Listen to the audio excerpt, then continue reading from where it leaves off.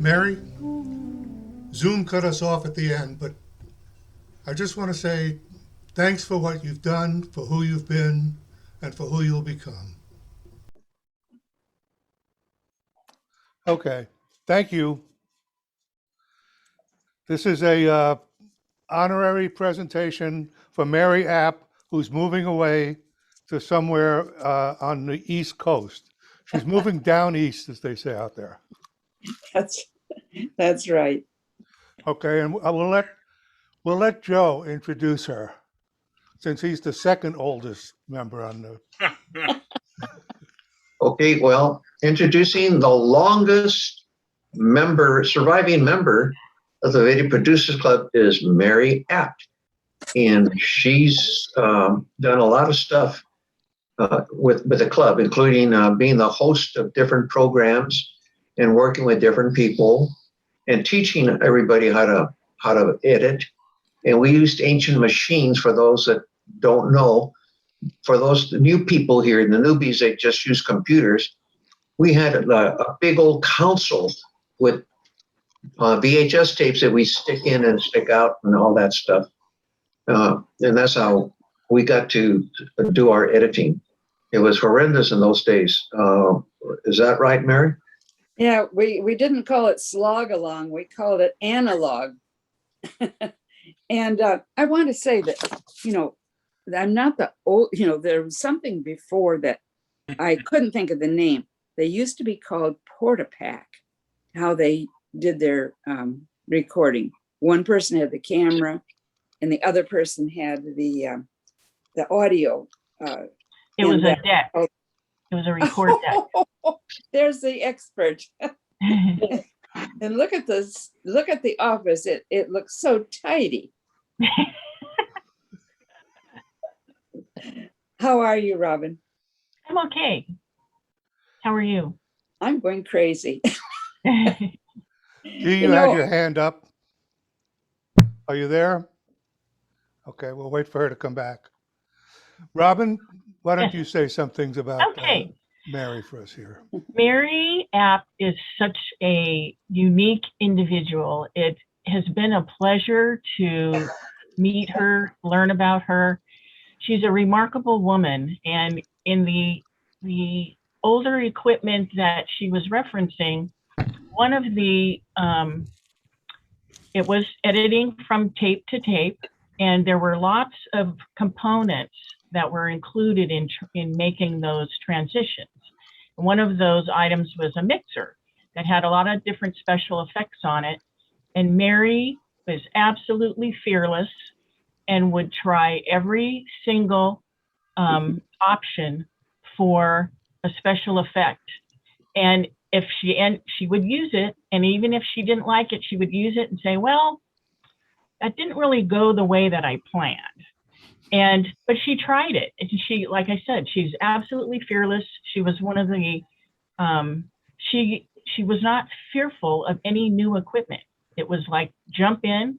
I'm not surprised one bit that Joe Osuna saw her in the late hours editing in the edit bay. And she has, she was always looking for interesting interviews with people, recognizing people's achievements or uniqueness. And it's just a gift that she has that I have been blessed to watch her do. And it's been a pleasure, to spend all these years. I'm going to miss her being here, and but she's on to new adventures, which is her. So.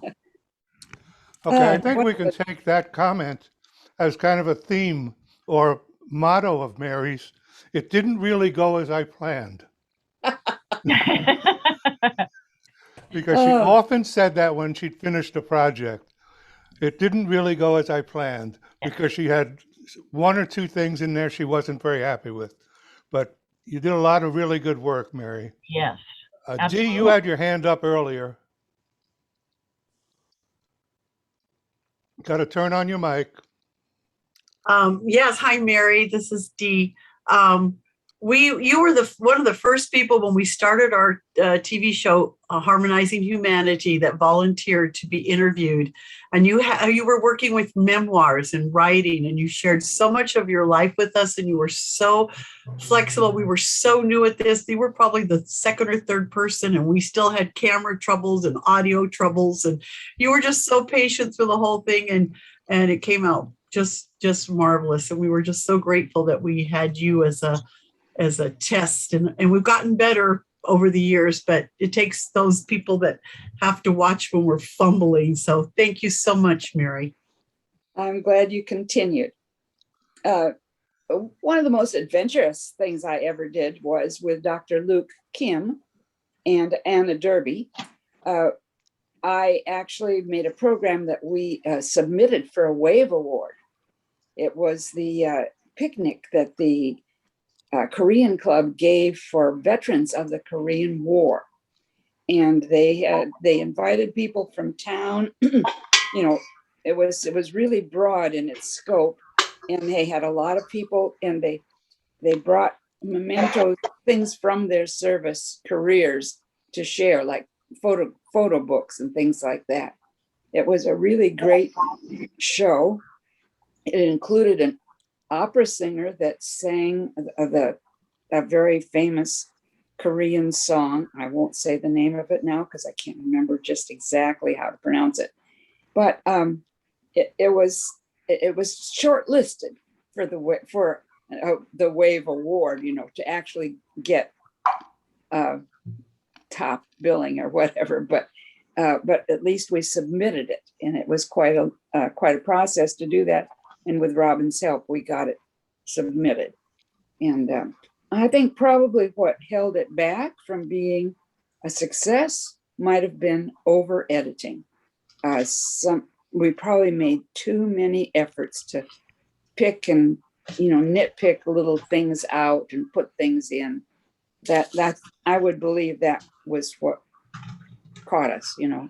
So did it really Otherwise- not go as you had planned? It did not. For one thing, I thought that I was going to have footage from Luke's camera because he was there with a camera, and for some reason or other, he couldn't get the material out of his camera. He couldn't connect his camera to his computer and extract that. And so then it was all my camera, and I'd missed things because, when you think you have a second camera, you gave them, you give them a sector. So anyway, the worst thing about not as I planned was when I planned to interview a horticulturist about palm trees. He was a specialist, and he said he would help, be glad to be on my program. And then he backed out. Oh, And another time was when I did the mini gardens. I thought that we were going to have, a man, now I can't think of his name. Well, forgettable because he didn't turn up. And that program was the first and only program I ever did with green screen. And Irene was my subject. And she stepped up and, made a program about her garden and her gardening experience when this expert or, the officer of the club declined or didn't come. Yeah, lots of Okay. things that weren't planned turn out. Okay, David, you had your hand up, then Aurelia had her hand up, and then Irene. So David, go ahead and go. Yes, I'm going to mute myself because I have the lawn people out here right now. I just want to say, Mary, I never worked with you, but Yeah. I'm so glad for people who, with all their experience, out there sharing their knowledge and their experience, and passing it along. Before something happens, like what you do with your kids. You teach your kids, life lessons. And I think that's what part of this club is about, is transferring of those skills to one another. And I want to say, you know, you were one of the founders of that, and you go back to film, and you know, I never worked with film, so I don't know. But thank you very much for your contribution. And your name is what again? I'm David Wolf. Oh, the wolf. Wolf. Okay. Okay, Yes. Aurelia? Hi, Mary. Just want to say hello to you. And I'm wondering how old your granddaughter is now. She was a baby last time I saw her picture. But how old is she now? She is 9 and she is in 4th grade. And she she's doing some Duolingo Spanish.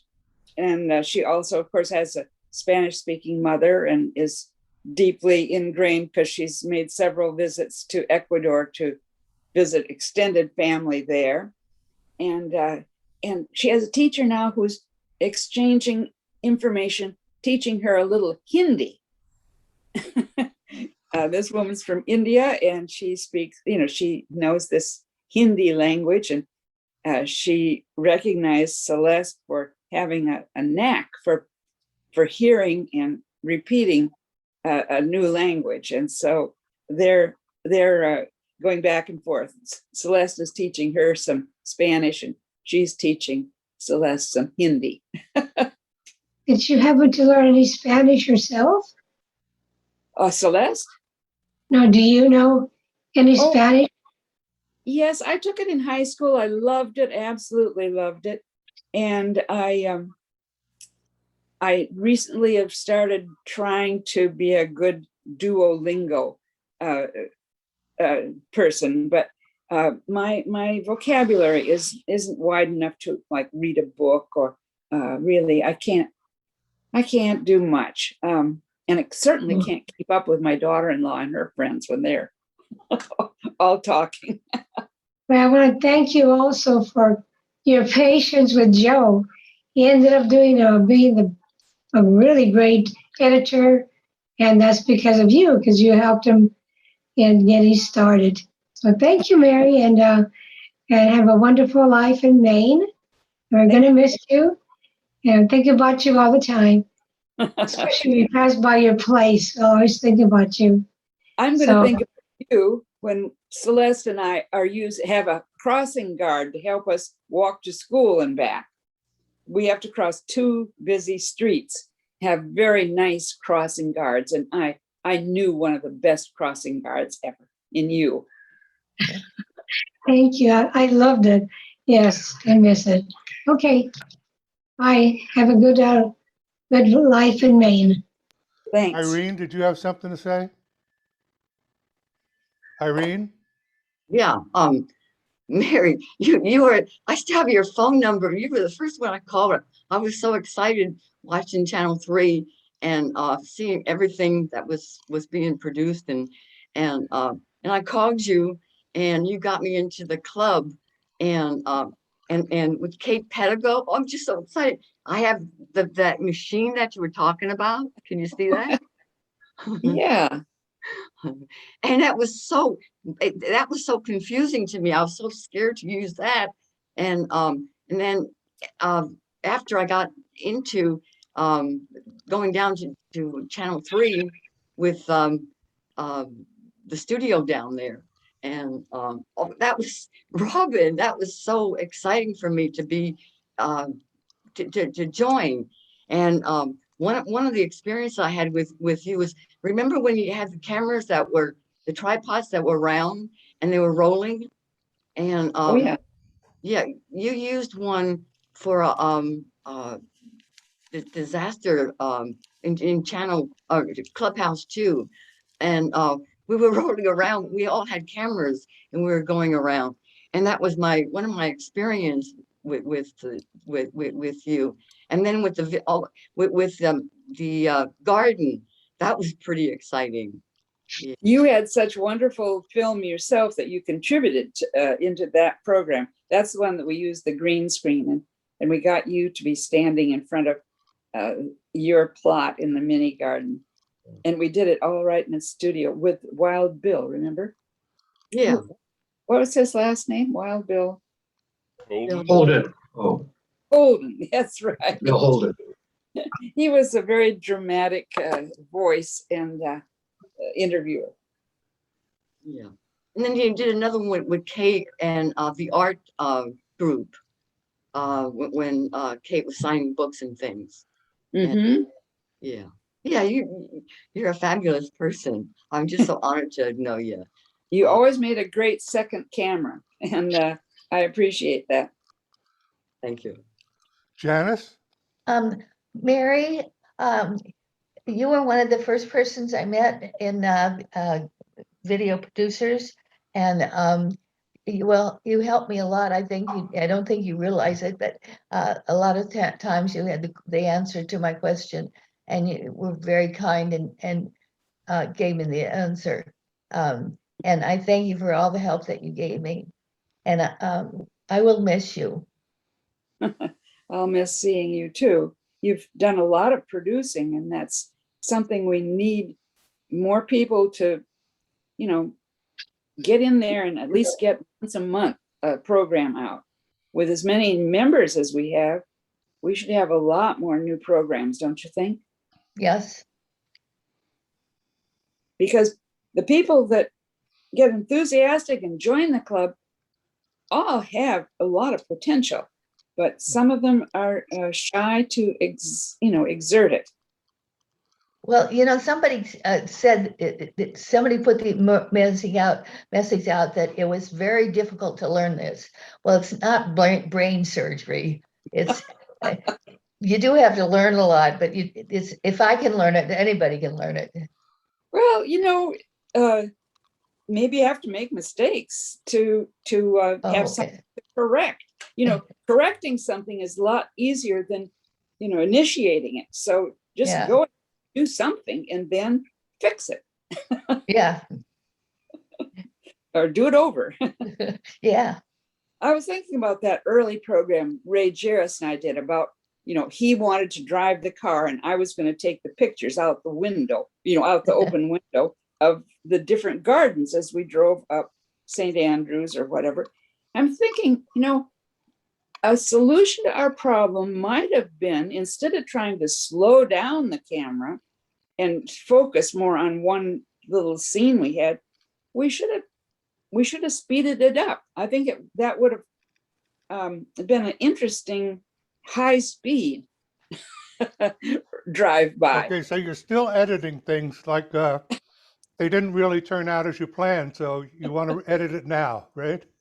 Right. I would do that over. That's and great. I must say, I did many programs where I did not use video, where I used still shots with transitions and used my own voice as a narrator with a voiceover feature as it was edited. Okay, I guess I'll say something about you, Mary. You're the one that got me into this club to start with. So I called you and you talked my ear off actually about how great the club was and how I should come to the meeting. And so I did. And I'm glad that you talked me into it. Plus, you're my hero, since I also taught for a while at a university. You taught school, and you're the only teacher I know that ever threw a student out the window. So I'm very, very proud of you. Oh, yeah. Some of my students from those 7th and 8th grade classes that I taught actually went to Vietnam and didn't come back. And they were such vivacious boys that I expelled time and again. But I guess it wasn't important that they learn English, how to diagram a sentence. Hi, Irene. Okay, we're getting down to the wire here. Paul, you're next. We're just going to talk until time runs out. Okay? Paul, go ahead. I had Mary help me do with Terry Ott and Abilene. That was my venture into multicam editing. Oh. Yeah, somehow got muted. So I really appreciate Mary helping me get multi-cam recording and editing using Final Cut. Since we both had Macintoshes, it was really kind of fun sitting there in the edit bay, editing all these shots, incorporating. Mary, send us some maple syrup around Christmas time, will you? Oh, gosh. Well, I have a really big maple tree right in front of my house, and I'm scared to death that it could fall over and crush our whole program. Yeah. Yeah, when you call it a Macintosh, that to me is old. Yeah, and we are a rare breed. There was only Paul, me, and maybe one other person that would, come up with an Apple of some sort to work on. What was the computer that you worked on before the Macintosh? The Casablanca. Casablanca, yeah. Oh, as an editing machine, yes, yeah. Compare That- that to working on a Macintosh. Yeah. Well, the Casablanca situation, it seemed like a lot of that was adopted by, others. So I was familiar with some of the processes just because of Casablanca. Yeah. That didn't last very long, it doesn't seem like. So, yeah. Oh, There's something Yeah. about the hard drives you had to constantly swap out. Yes. why don't I remember that? Yeah, we each had a hard drive assigned to us that we could take out and then keep that. And then someone else had put their own 20 gigabyte, and that was huge at that time, hard drive. Oh, For so $1 billion. remember I was excited about graphics too. Yes. And I wasn't so excited. I wasn't so accepting of Joe Osuna's graphics. But once you've watched 100 or so programs of his, it's sort of a signature. His graphics. There's a way he does it. Each program doesn't call in his mind for a new style of graphics. He I would takes, just like it to- takes some getting used to.